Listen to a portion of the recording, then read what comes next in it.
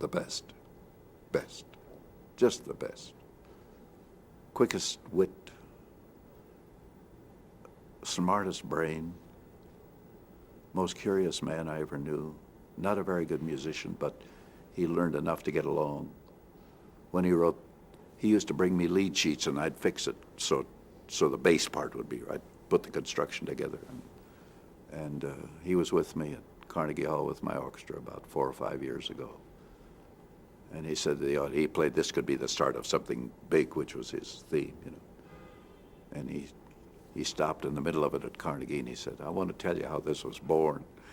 He said, I brought in an old scratch sheet at the Hudson Theater.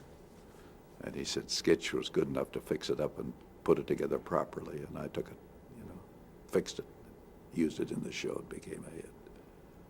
He was the best, I feel, because his spontaneity. We only had 2 writers, Stan Burns and Herb Sargent. And we had a very small team. Dwight Hemian was the director, and Billy Harback was the producer. Nick Vanoff came in later and ate up Harback, so I watched a lot of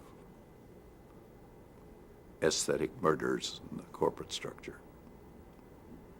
How influential was Steve Allen on the music on the What? program? How influential was Steve Allen on Influential?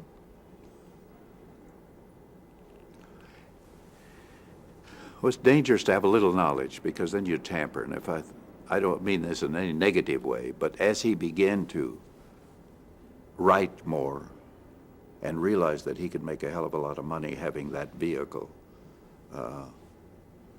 he began more and more to control the music that was played, all the cue music and everything. And of course that for a very short time put me in an uncomfortable position because I had put everything together and themes that I had written were dismissed out of hand and he replaced one of his own melodies naturally. But that was overcome eventually and we traded.